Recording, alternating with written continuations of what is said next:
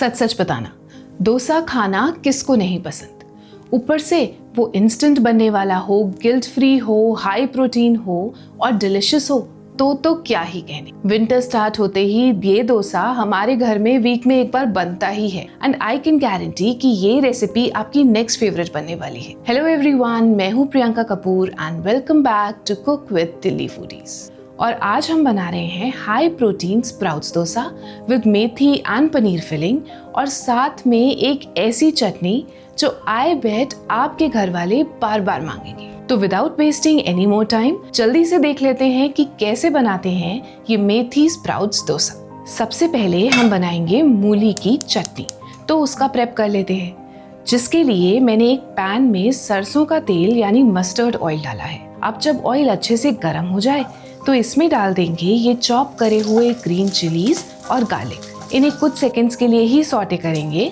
और फिर इस तरह से 3 टमाटर को हाफ्स में कट करके रख देंगे। फिर गैस फ्लेम को बिल्कुल लो करके ऊपर से थोड़ा सा पानी डाल देंगे और कवर करके 8 से 10 मिनट के लिए कुक होने देंगे। ध्यान रखिएगा कि ये सारे स्टेप्स तब करने हैं जब ऑयल अच्छे से गर्म हो जाए, तभी तो वो रस्टिक सा फ्लेवर आएगा। जब तक ये टोमेटोज कुक हो रहे हैं हम बना लेते हैं डोसा की फिलिंग। इसे बनाने के लिए एक पैन में थोड़ा सा ऑयल गरम करेंगे और फिर उसमें डालेंगे जीरा और चुटकी भर हींग। जब जीरा इस तरह से स्प्लटर करने लगे तो इसमें डाल देंगे बारीक कटे हुए अनियंस।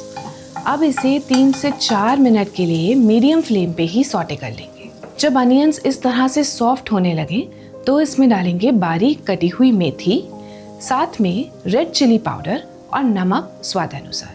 मेथी को ना ज़्यादा पकाना नहीं है, मतलब ज़्यादा ड्राई नहीं करना, वरना उसका अरोमा और कलर दोनों डल हो जाते हैं और टेस्ट भी अच्छा सा नहीं आता।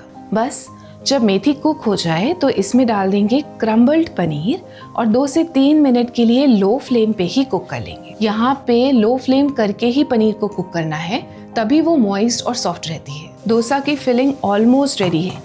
गैस फ्लेम को ऑफ करके इसे साइड में रख देंगे। चटनी के लिए जो हमने टोमेटोज कुक करने रखे थे ना, वो भी ऑलमोस्ट डन हो गए हैं, तो इस तरह से इनके ऊपर से छिलके निकाल लेंगे। गैस फ्लेम को ऑफ करके इन्हें सिलबट्टे में ट्रांसफर कर देंगे और ऊपर से डालेंगे कुछ मसाले जैसे अनारदाना, चाट मसाला, काला नमक, लाल मिर्च और थोड़ा सा नमक स्वाद अनुसार, और डालेंगे ग्रेट करी हुई मूली।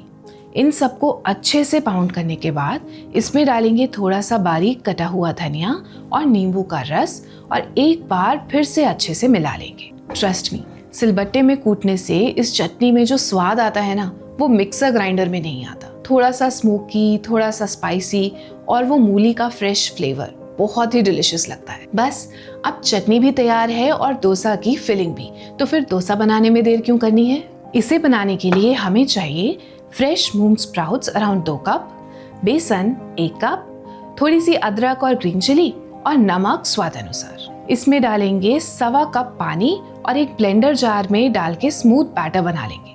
आप देख सकते हो इस बैटर की कंसिस्टेंसी ना ही बहुत रनी होती है और ना ही बहुत थिक।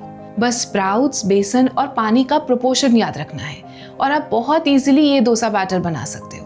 इस बैटर को ना ही रेस्ट करने की ज़रूरत है और ना ही फर्मेंट करने की। बस मीडियम हॉट तवा पे ऐसे इंस्टेंटली क्रिस्पी डोसास बना सकते हो। थोड़ा ब्राउन हो जाने के बाद मेथी पनीर की फिलिंग को सेंटर में डाल दो, फोल्ड करो और मूली की चटनी के साथ इसे सर्व करो। ये स्प्राउट्स डोसा हाई प्रोटीन तो है ही, साथ में खाने में बहुत लाइट है और मूली की चटनी हेल्दी तो है ही और स्प्राउट्स डोसा को पूरी तरह से कॉम्प्लीमेंट करती है। ट्रस्ट मी, एक बार मेरे कहने पे ये रेसिपी जरूर ट्राई करना। आई बेट आपकी तारीफ की गारंटी मेरी। पर जाने से पहले वीडियो को लाइक ज़रूर करते जाइएगा और अपने उस फ्रेंड के साथ ज़रूर शेयर करिएगा जिनको डोसा खाना बहुत पसंद है।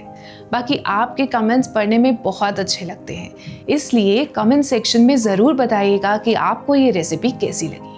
अभी के लिए बस इतना ही, फिर मिलती हूँ आपसे कुछ दिनों में एक और इंटरेस्टिंग रेसिपी के साथ।